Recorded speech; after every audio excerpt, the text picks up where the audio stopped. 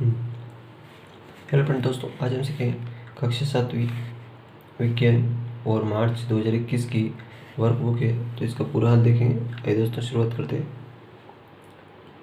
पहले क्वेश्चन से देखिए। वो जो साइकिल चलाना सीख रहा था है ना, तभी उसकी साइकिल अनियंत्रित होकर गिर गई और उसे घुटने में चोट आ गई। चोट लगने वाले स्थान पर रक्त बहने लगा। कुछ समय बाद उसने देखा कि रक्त बहना अपने आप रुक गया, है ना, और चोट लगने वाले स्थान गहरे लाल रंग का एक धब्बा बन गया। भुजो यह देखकर आश्चर्यचकित हो गया। भुजो के कुछ प्रश्नों का उत्तर दीजिए, है ना। तो रक्त का बहना रुक गया, इसका क्या कारण हो सकता है? तो रक्त का थक्का जम गया था। अब क्या लिखेंगे? रक्त का थक्का जम गया था। ठीक, ऐसे आप देखा होगा कि हाथ पे लग जाती है अपने, तो उंगली पे लग जाती है, तो वहाँ पे एक लाल रंग का तो धब्बा जम जाता है, तो रक्त का थक्का जम जाना। अगला देखिए, रक्त का रंग लाल क्यों हो जाता है? तो रक्त खून का रंग लाल कैसे होता है? हीमोग्लोबिन की उपस्थिति में के कारण रक्त लाल होता है। हीमोग्लोबिन की उपस्थिति के कारण रक्त लाल होता है। ये दूसरे में लिख देंगे आप। तीसरा देखिए, रक्त में पाई जाने वाली कोशिकाओं का नाम। तो लाल रक्त कोशिका, श्वेत रक्त कोशिका और प्लाज्मा। आधा ज प्लाज्मा, ये तीनों नाम इसमें लिख देंगे आप। कौन सी रक्त वाहिका है रक्त का थक्का जमाने में सहायक होती है? तो रक्त प्लेनेट्स रक्त प्लेनेट्स। अगला, यहाँ पे कुछ आपको विद्युत सेल वगैरह दिए और इस सेल के बाद आपको यहाँ पे एक चित्र बनाना है। आइए दोस्तों, कैसा चित्र बनाइए आप? एक बंद परिपथ आरेख चित्र बनाइए। ऐसा चित्र बना देंगे आप। विद्युत सेल लिख देंगे और ऐसे करके नहीं यहाँ पे एक बल्ब लगा देंगे और ऐसे करके नहीं यहाँ पे ऐसे, और स्विच ऑन स्थिति। दूसरा है खुला विद्युत परिपथ आरेख।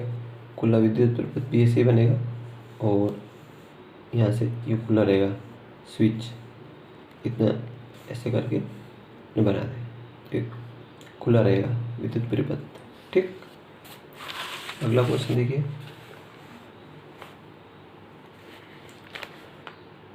अवतल तो अवतल दोनों उत्तल दर्पणों का एक उदाहरण दीजिए।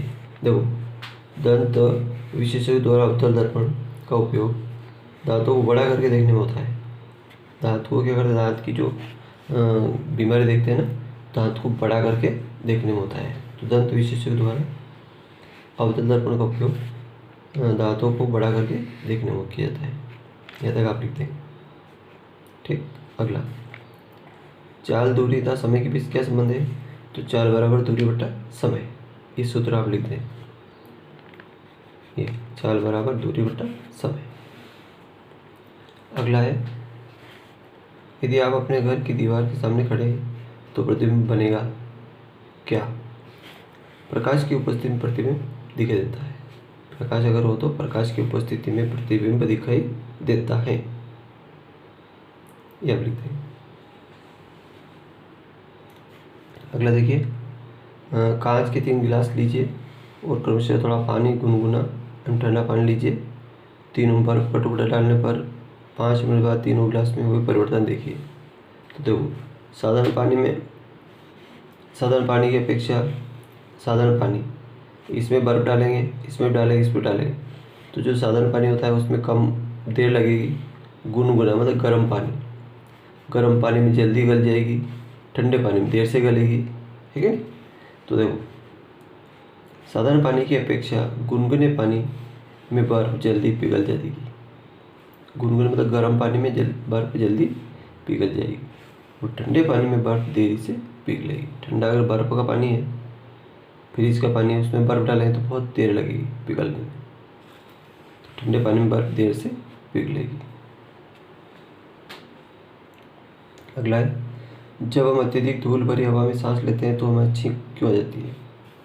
जब हम धूल युक्त वायु में सांस लेते हैं, यानी अपने पास से कोई बस निकल जाती है तो कितनी धूल उठती है ना उस समय। तो जब हम धूल युक्त वायु में सांस लेते हैं तब हमारे नाक में धूल के कण घुस जाते हैं, इसलिए छींक आती है। नाक में धूल के कण क्या होते हैं, घुस जाते हैं, इसलिए हमें क्या होती है, छींक आती है।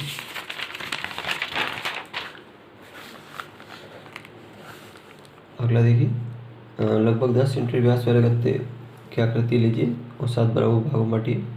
तो ये गोला बना दिया और इसको यूँ 7 बराबर भागों में बांट दीजिए, ऐसे ऐसे ये ऐसे 7 बराबर भागों में बांट दीजिए। फिर क्या है कि अपन चक्री को घुमाते हैं तो रंग कैसा होता है, ये वाला प्रश्न है। तो देखो, फिरकी को तेजी से घुमाने पर रंग आपस में मिल जाते हैं, यानी ऐसे घुमाते तो सब रंग आपस में एक दूसरे का, अपन पीला नहीं दिखता है अपनों को, हरा बिल्कुल हरा नहीं दिखता है, कभी हरा दिखता है कभी पीला दिखता है, एकदम ऐसे मिलते जाते हैं। तो फिरकी को तेजी से घुमाने पर रंग आपस में मिल जाते हैं। ठीक, अगला, दैनिक जीवन में उदासीकरण के प्रकरण को एक उदाहरण दे समझिए। भोजन पाचन में सहायक होती है।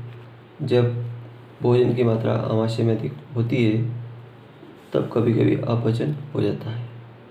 बस, भोजन का पाचन सहायक होती है और जब भोजन की मात्रा आमाशय में अधिक हो जाती है तब कभी कभी अपचन हो जाता है। यानी अपन मालूम है, कभी कभी बहुत ज़्यादा रोटी खा लेते तो क्या हो जाए, पेट में पचता नहीं हो तो अपचन हो जाता है।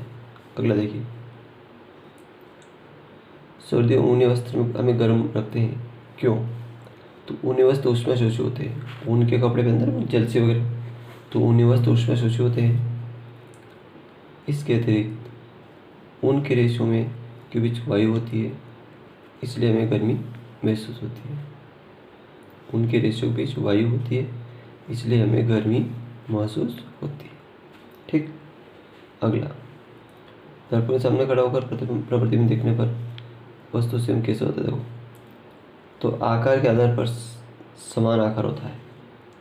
अगर अपन किसी भी सामने वस्तु देखते हैं ऐसे ही प्रतिबिंब, तो बिल्कुल सामने वस्तु के आकार का ही होता है।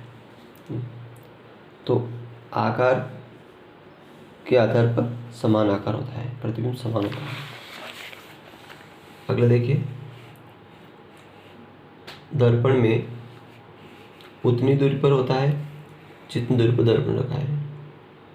ठीक, उतनी दूरी पर होता है जितनी दूरी पर दर्पण अपन रखा है। दूसरा, अगर हम दाएं हाथ बाएं हाथ करते हैं तो दर्पण में दिखता है। अगर दाएं हाथ ऊंचा करते हैं तो दाएं हाथ दिखता है, बाएं हाथ ऊंचा करते तो बाएं हाथ दिखता है। ठीक, अगर हम दाएं बाएं हाथ करते हैं तब दर्पण में दाएं हाथ दिखता है और बायां भी दिखता है। एक कागज पर अंग्रेजी वर्णमाला A से Z तक बड़े अक्षर लिखिए और दर्पण के सामने ले जाने पर क्या परिवर्तन होता है। तो देखो, यहाँ पे अपना ABCD लिख दिए, A से Z तक KL N तक है, फिर यहाँ से OPQRSTVWXUVWXYZ तक लिख दिया।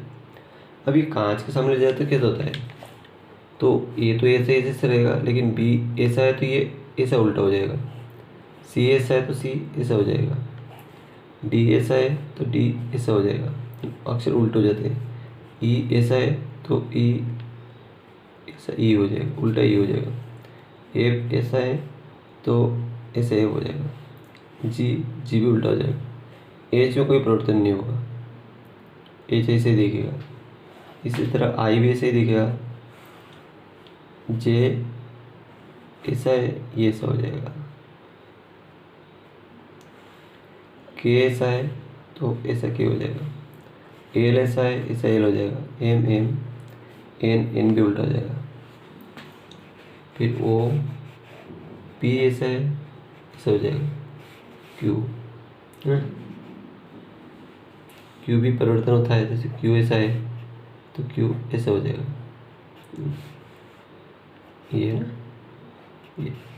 RSIRSTVWXYZ, है ना। इस तरह से परिवर्तन हो जाता है।